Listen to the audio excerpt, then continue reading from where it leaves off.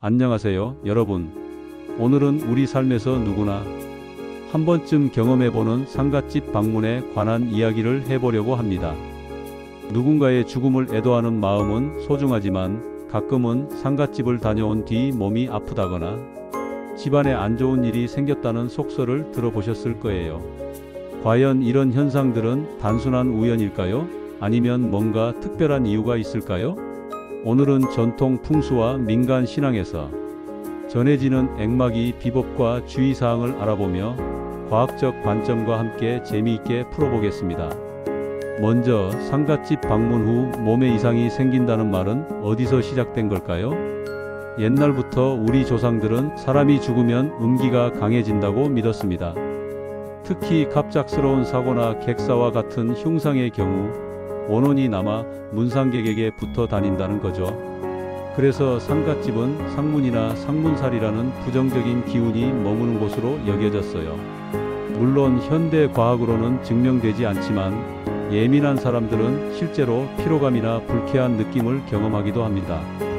게다가 요즘 장례식장은 한 건물에서 여러 장례를 동시에 치르잖아요. 호상과 흉상이 섞여 있다 보니 혹시 내게 나쁜 기운이 붙을까? 걱정하는 분들이 많으신 것 같아요. 그렇다면 상갓집에 갈 때 꼭 챙겨야 할 3가지 아이템을 알아볼까요? 첫 번째는 고춧가루입니다. 고추는 매운맛으로 유명한데 전통적으로 양기를 상징해요. 음기와 상반되는 양기는 귀신을 쫓는 힘이 있다고 믿어져 왔습니다. 실제로 제사상에는 고춧가루를 쓰지 않는 이유도 조상의 혼이 오지 못하게 막기 위해서라고 하죠. 장례식장에서 주는 빨간 육개장도 이와 비슷한 원리로 문상객에게 붙을 수 있는 애군을 막으려는 의미가 담겨 있습니다. 두 번째는 파입니다. 파는 동짓날 팥죽에 넣어 먹는 것처럼 강한 향으로 음기를 물리친다고 알려져 있어요.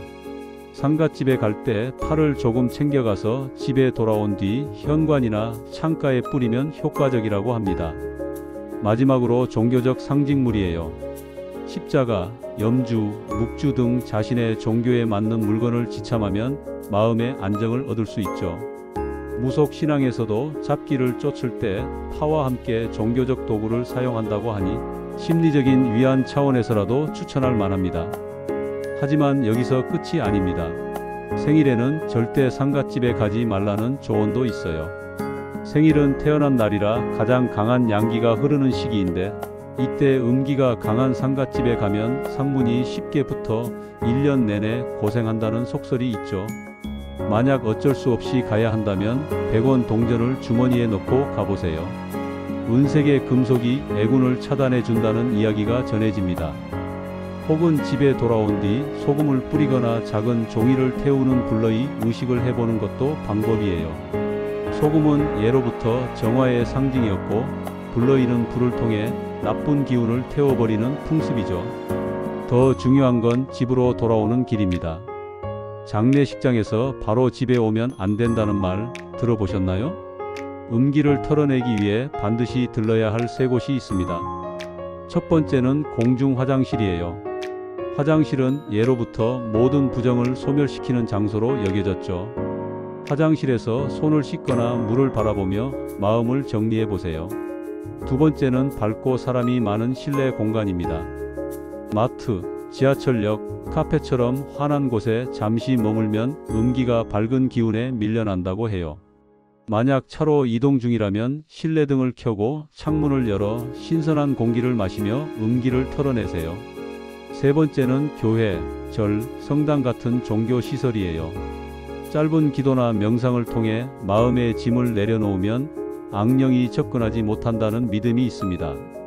그런데 만약 이런 준비를 전혀 못했다면 긴급 대처법을 알려드릴게요. 집에 들어가기 전 현관에 소금을 뿌리거나 작은 종이에 불을 붙여 불러이 의식을 해보세요. 불길이 흔들릴 때마다 나쁜 기운은 사라져라 라고 마음속으로 외치면 됩니다. 또 다른 방법으로는 빨간 실을 손목에 묶거나 향을 피우는 것도 효과적이라고 해요. 과학적으로는 플라시보 효과일 수 있지만 마음의 안정을 얻는 데는 분명 도움이 될 거예요. 한편 상갓집 방문 후에는 특정 장소를 피해야 한다는 금기도 있습니다. 예를 들어 나무가 울창한 공원이나 물이 고인 호수 근처는 원혼이 머무는 장소로 여겨져 밤에 혼자 지나가면 위험하다는 말이 있죠. 실제로 옛날에는 상갓집에서 돌아오는 길에 숲길을 피해 우회했다고 합니다. 또한 장거리 운전을 할 때도 가로등이 없는 어두운 길에서 쉬면 귀신이 붙을 수 있으니 반드시 밝은 휴게소에서 휴식을 취하라는 조언이 있어요. 재미있는 점은 이런 풍습이 현대 생활과도 연결된다는 거예요. 예를 들어 장례식장에서 주는 육개장의 빨간색은 단순히 맛 때문만이 아니라 앞서 말한 고춧가루의 액막이 역할을 겸한다는 해석이 있죠.